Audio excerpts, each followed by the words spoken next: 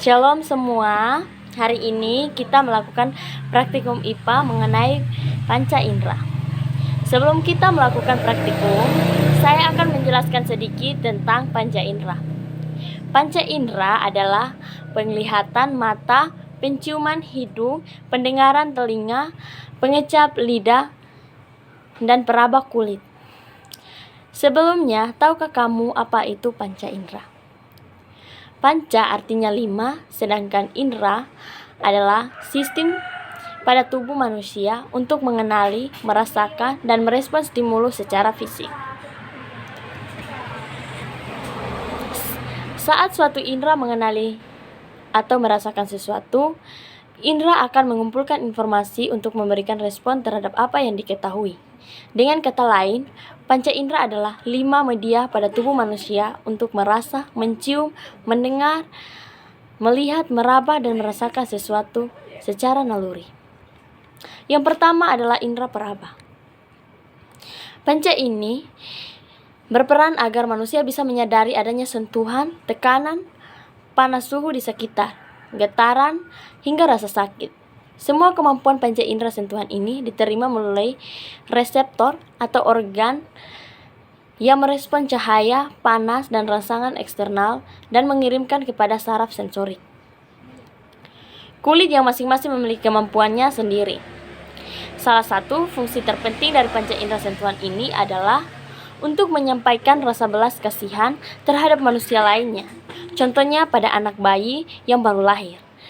Ada rasa aman dan nyaman saat dibelai dan merasakan sentuhan dari kedua orang tuanya. Yang kedua, panca indera penglihatan. Kelima alat indera sangatlah penting, namun sepertinya panca indera untuk melihat dianggap menjadi salah satu yang terpenting. Dengan keberadaannya, kita bisa melihat indahnya alam semesta. Panca indera penglihatan berfungsi saat cahaya diproses oleh mata dan ditafsirkan oleh otak. Cahaya melewati kornea, kemudian pupil akan membesar maupun mengecil untuk mengatur jumlah cahaya yang masuk ke mata. Selanjutnya, cahaya akan diterima oleh retina dan mengubahnya menjadi impuls saraf yang dibaca oleh otak. Yang ketiga adalah panca indera pendengaran. Telinga manusia adalah labirin yang rumit, sebab panca indera pendengaran harus bekerja keras agar suara bisa diterima oleh otak. Pertama-tama, suara masuk ke dalam telinga bagian luar dan diteruskan ke saluran pendengaran eksternal. Setelah itu, gelombang suara akan mencapai membran tipani atau gendang telinga. Jaringan tipis ini akan bergetar ketika gelombang suara telah menghantamnya. Getaran ini akan mencapai telinga bagian tengah. Di sini, 3 tulang kecil, meleus, insus, dan stapes, juga ikut bergetar. Ketiga tulang ini pun memiliki peran masing-masing untuk menghantar gelombang suara ke otak. Tulang stapes mengiring getaran suara ke korti atau organ reseptor untuk mendengar. Selanjutnya, sel-sel rambut di organ korti menerjemahkan getaran suara menjadi impuls listrik. Melalui saraf sensorik, otak menerima impuls listrik. Indera penciuman. Menurut para peneliti, indera penciuman manusia dapat mengenali lebih dari 1 triliun aroma. Indera penciuman manusia akan bekerja dengan olfactory cells yang ditemukan di atap rongga hidung pada sebelah bagian otak yang berfungsi sebagai pencium. Ujung saraf pada celah penciuman ini akan mengirimkan bau ke otak. Penciuman otor nasal menangkap bau di udara saat Anda bernapas melalui bagian depan hidung. Pernahkah kita mencium bau makanan yang sedang kita kunyah? Ya, ini adalah cara kerja lainnya dari indera penciuman. Pada bagian belakang hidung kita yang disebut penciuman retronasal. Yang terakhir adalah indera pengecap. Berkat indera pengecap atau lidah, kita bisa merasakan asam, manis, asin, dan pahit atau gurihnya makanan atau minuman. Sel perasa di bagian depan belakang lidah serta mulut bagian belakang di atas mendeteksi kelima rasa tersebut.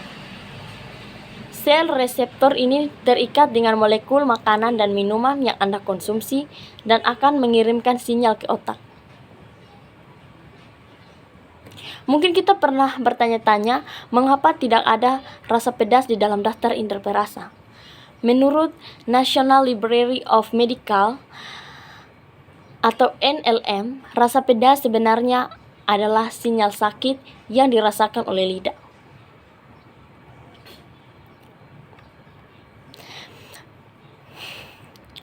Manis dirasakan oleh ujung bagian lidah, rasa asin dapat dirasakan oleh bagian kiri atau kanan ujung lidah, kemudian rasa pahit terletak di bagian belakang lidah, sedangkan asam ada di bagian kiri dan kanan lidah.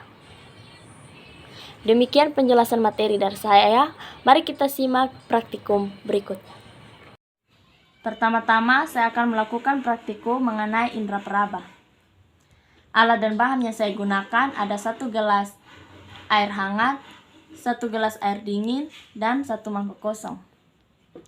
Pertama-tama kita tuangkan air hangat ke dalam mangkok.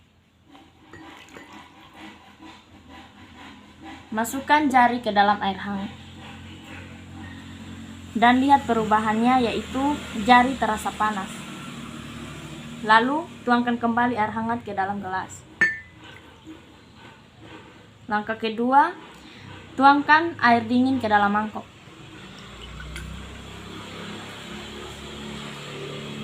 Masukkan jari ke dalam air. Perubahan yang terjadi, jari terasa kebas dan dingin. Berikutnya, kita akan melakukan praktikum mengenai indera pengecap.